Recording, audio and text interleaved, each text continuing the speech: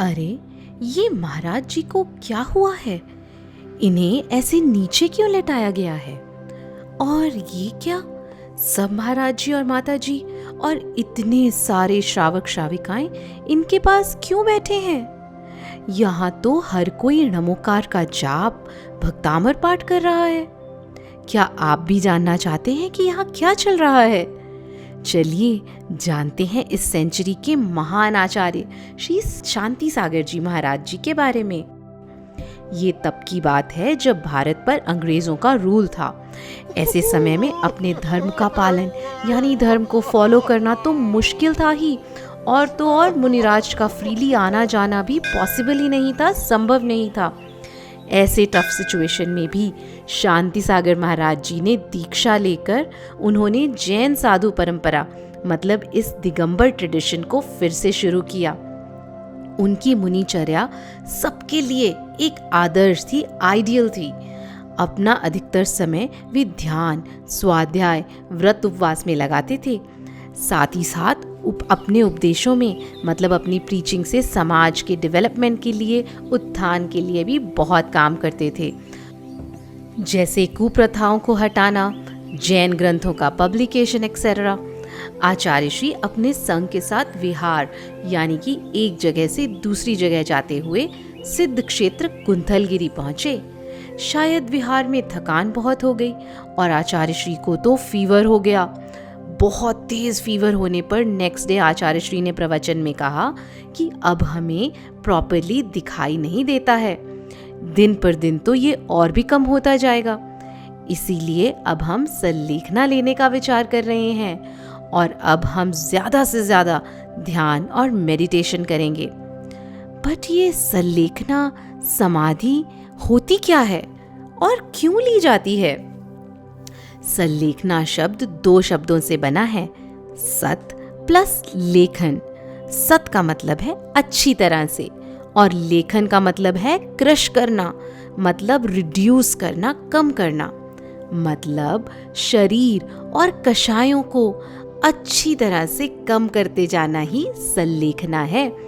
जब कोई ऐसी सिचुएशन आ जाए कि हमारी लाइफ का बच पाना पॉसिबल ही ना हो, जैसे कि हम ओल्ड हो गए हों, यानी कि हमारी जिंदगी, हमारी लाइफ पूरी होने वाली हो, या कोई रोग, इनक्योरेबल डिजीज हो जाए, मतलब जिसका ट्रीटमेंट ही पॉसिबल ना हो, या फिर कोई उपसर्ग आ जाए, यानी कि मुनियों की तप साधना और ध्यान में कोई ट्रबल, कोई ऑब्स्टिकल आ जाए, और जब जीवित बचने की कोई पॉसिबिलिटी ही दिखाई नहीं दे रही हो तो सल्लेखना ली जाती है। समाधि मरण तो हर एक साधक मुनि के जीवन का अल्टीमेट गोल होता है। शास्त्रों में भी ऐसा बताया गया है कि जो भी जीव एक भव या किसी एक जन्म में समाधि मरण प्राप्त करता है ना, वह अगले 7 या 8 भवों मतलब कि नेक्स्ट 7 और 8 बर्थ के अंदर ही मुक्ति को यानी कि मोक्ष को प्राप्त कर लेता है। उसका अनंत संसार, अनंत births and lifes and deaths खत्म हो जाते हैं। इसीलिए आचार्य श्री अपना पूरा टाइम शास्त्रों को पढ़ने, रीड करने में, ध्यान मेडिटेशन करने में और सेल्फ इंस्पेक्शन यानी कि आत्मनिरीक्षण करने में ही स्पेंड करते थे।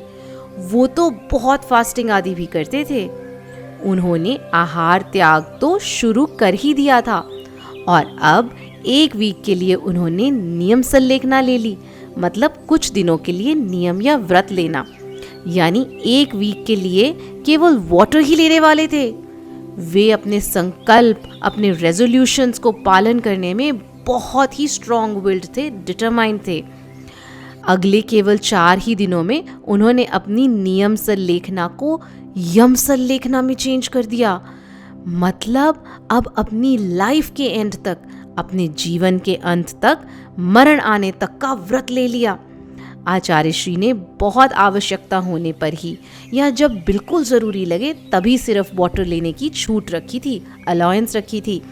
उसमें भी 1 बार वाटर लेने पर उन्होंने अगले 7 दिन तक पानी ही नहीं लिया। फिर भी आचार्य श्री के चेहरे पर शांत, कामनेस और संतोष के भाव थे। Can you imagine? पानी, वाटर जो हमारी बेसिक नीड होती है वो ही ना लेना। उन्होंने अन्न त्याग के साथ साथ वैयावृत्य का भी त्याग किया, मतलब अब कोई भी उनकी सेवा नहीं कर सकता था, उनके हाथ पैर नहीं दबा सकता था। उनको कुछ कष्ट या प्रॉब्लम होने पर उनकी सेवा नहीं की जा सकती थी। उन्होंने केवल उठते और बैठते समय ही किसी का सपोर्ट लेने की ही छूट रखी थी, क्योंकि उनकी बॉडी वीक हो गई थी। संलेखना लेने के बाद हमारे मन में किसी भी प्रकार का किसी से भी कोई हेट्रेड फीलिंग ना रहे, या किसी के मन में हमारे लिए हेट्रेड फीलिंग ना रहे। इसीलिए पता है, सबसे क्षमा मांगी जाती है और सबको फॉरगिव, सबको क्षमा किया जाता है। इससे अपने मन को, अपने भावों को और भी अधिक प्योर बनाया जाता है। एक दिन आचार्य श्री ने प्रवचन सभा में संलेखना विधि के अनुसार सभी लोगों से अंतिम बार क्षमा मांगी और सबको क्षमा किया। वो एक अद्भुत, एक अमेजिंग दृश्य था। सभी लोगों की आंखों में अश्रुओं की धारा बहने लगी, वे सब रोने लगे। सभी ने हैवी हार्ट से, भारी हृदय से, अश्रु भरे नयनों से आचार्य श्री को 3 बार नमोस्तु किया। आचार्य महाराज ने अपने लास्ट डे के उपदेश में, प्रवचन में कहा, प्रत्येक जीव को संयम धारण करना चाहिए, इसीलिए डरो मत। संयम धारण करने के लिए डरो मत। आचार्य श्री की संलेखना 36 डेज तक चली। संलेखना लेने के बाद आचार्य महाराज ने केवल 9 दिन तक जल लिया, बाकी 26 दिन निर्जल उपवास किया था, मतलब उन्होंने पानी भी नहीं लिया था। अब आचार्य महाराज की संलेखना का अंतिम स्टेज शुरू हो चुका था। उन्हें गुफा में नीचे सूखी घास डालकर लिटाया गया। आचार्य श्री स्वयं बहुत ही धीरे धीरे आवाज में ओम का उच्चारण करने लगे। कुछ लोग नमोकार का जाप, कुछ भक्तामर पाठ, कुछ समाधि भावना का पाठ कर रहे थे। वह सुनते सुनते आचार्य श्री की सोल ने अपने शरीर को छोड़कर स्वर्ग की ओर प्रवास किया।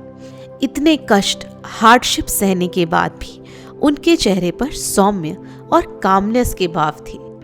उसके बाद आचार्य श्री के मृत शरीर को पद्मासन, मतलब मेडिटेशन पोस्चर में बिठाकर गुफा के बाहर एक ऊंचे मंच पर, स्टेज पर लोगों के दर्शन के लिए रखा गया और भक्ति पाठ सहित अंतिम क्रिया शुरू हो गई। आचार्य श्री के अंतिम दर्शन के लिए वहां पर बहुत भीड़ उमड़ पड़ी। उनके मृत शरीर को उठाकर एक सुंदर सजाए हुए विमान में रखा गया और अंतिम यात्रा शुरू हुई।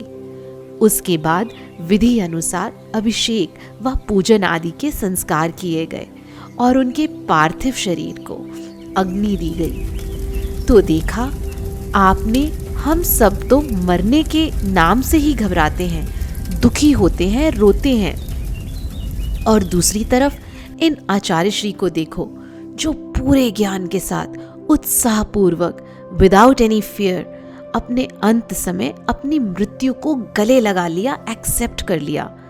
हमारे सभी मुनिराज जब संलेखना लेते हैं ना, तो उनके मन में न कोई डर होता है, न कोई दुख होता है।